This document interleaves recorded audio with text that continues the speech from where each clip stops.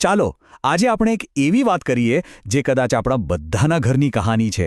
એક ગુજરાતી નાટક પરથી પ્રેરિત આ કહાની આપણને બતાવશે કે કેવી રીતે એક નાનકડો મોબાઈલ ફોન આપણા સંબંધો અને આપણા સ્વાસ્થ્ય પર ભારે પડી શકે છે. પણ આ માત્ર એક સમસ્યાની વાત નથી, એમાંથી બહાર નીકળવાનો રસ્તો પણ છે. તો શરૂ કરીએ. વિચારો, નાટકની શરૂઆત જ આ ધારદાર વાક્યથી થાય છે. કેવું સીધું દિલ પર વાગે નહીં? આ ખાલી એક વાક્ય નથી, સમજો. આ તો એક ચેતવણી છે જે આપણને આખી વાર્તાના મૂળ સુધી લઈ જવા માટે તૈયાર કરે છે. તો ચાલો વાર્તાના પહેલા ભાગમાં જઈએ. નામ જ કેવું છે જુઓ, મોબાઈલની માયાજાળ. અને અહીં આપણે મળીએ છીએ આપણા મુખ્ય પાત્ર દિવ્યરાજને, જે તમે સમજી જ ગયા હશો, પોતાના ફોનની દુનિયામાં જ ખોવાયેલો છે. હવે આ સીન જુઓ. કદાચ તમને લાગશે કે અરે, આ તો મારા જ ઘરની વાત છે.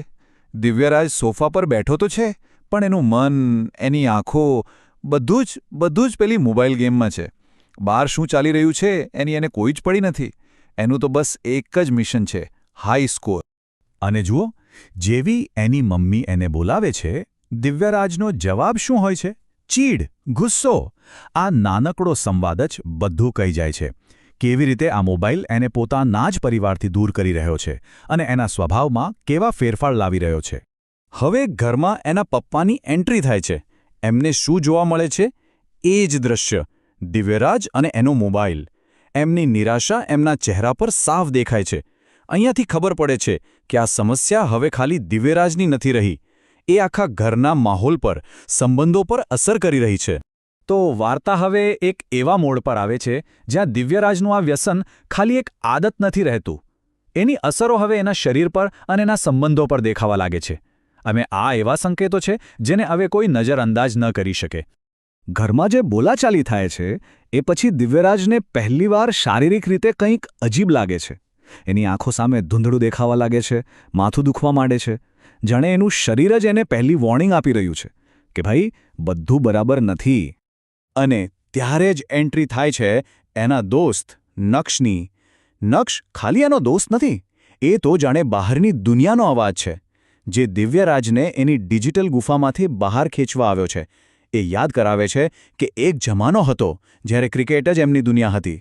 પણ શું થાય છે? દિવ્યરાજ એના દોસ્તને પણ ના પાડી દે છે. આ એકદમ ક્લિયર છે. એનું વ્યસન એને એની સાચી મિત્રતાથી, સાચા સંબંધોથી કેટલો દૂર લઈ જઈ રહ્યું છે, એને એકલો પાડી રહ્યું છે. અને સૌથી અજીબ વાત શું છે ખબર છે? આ બધા ફેરફાર દિવ્યરાજને પોતાને નથી દેખાતા, પણ એનો દોસ્ત નક્ષ એ બધું જ નોટિસ કરે છે. આંખો નીચે પડી ગયેલા કાળા કુંડાળા, બેઠા બેઠા વધી ગયેલું વજન, અને રમવામાં તો હવે કોઈ રસ જ નથી. આ બધી જાણે રેડ લાઇટ જેવી વોર્નિંગ્સ છે.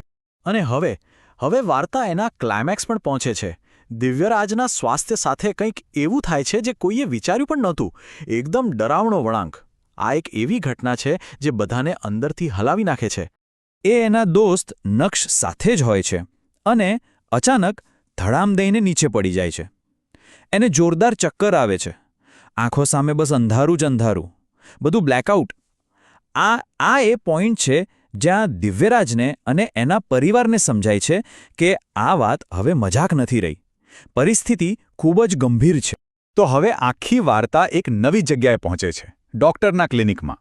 અને અહીંયા ખાલી બીમારીનું નિદાન નથી થતું, પણ એક આશા પણ દેખાય છે.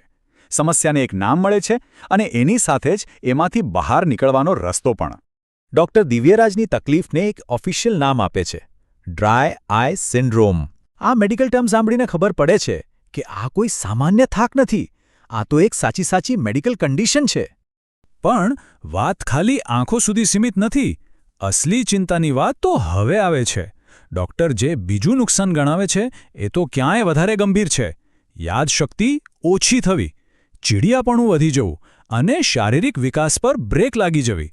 આ સમસ્યા દેખાય છે એના કરતાં ઘણી ઊંડી છે. તો સવાલ એ છે કે આ બધાનો ઈલાજ શું? અને ડૉક્ટર એનો જવાબ ફક્ત એક જ શબ્દમાં આપે છે, જે આખી જિંદગી બદલી શકે છે: ડિજિટલ ડીટોક્સ. સમજો, આ ખાલી કોઈ સલાહ નથી, આ તો હેલ્ધી લાઈફ તરફ પાછા વળવાનો એકમાત્ર રસ્તો છે. અને મજાની વાત એ છે કે ડૉક્ટરની પ્રિસ્ક્રિપ્શનમાં કોઈ મોટી દવાઓ નથી. એમાં તો બસ જીવન જીવવાની 3 સિમ્પલ રીતો છે. પહેલું, બહાર મેદાનમાં રમો. બીજું, પુસ્તકો વાંચો. અને ત્રીજું, પરિવાર સાથે સમય વિતાવો. આ કોઈ ટ્રીટમેન્ટ નથી, આ તો લાઇફસ્ટાઇલમાં એક મોટો બદલાવ છે, એક ક્રાંતિ છે. ચાલો હવે આપણે આ નાટકના છેલ્લા ભાગમાં પહોંચી ગયા છીએ. અહીં આપણે જોઈશું કે ડૉક્ટરની વાત માન્યા પછી દિવ્યરાજની જિંદગીમાં કેવો જબરદસ્ત પોઝિટિવ ચેન્જ આવે છે.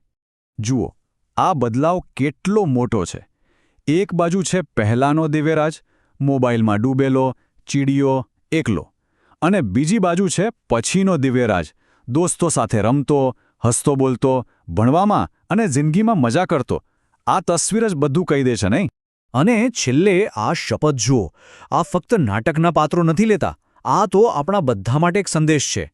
દિવ્યરાજની આ કહાની હવે ખાલી એની એકલાની નથી રહેતી, એ આપણા સૌની કહાની બની જાય છે. તો આ આખી વાત આપણને એક બહુ જ મહત્વના સવાલ પર લાવીને છોડી દે છે. આપણી જિંદગીમાં આ મોબાઈલ એ આપણો મિત્ર છે કે દુશ્મન? આનો જવાબ આપણે બધાએ ખૂબ જ ઈમાનદારીથી પોતાની જાતને પૂછવાની જરૂર છે. શું આ ટેકનોલોજી આપણને જોડી રહી છે કે પછી તોડી રહી છે?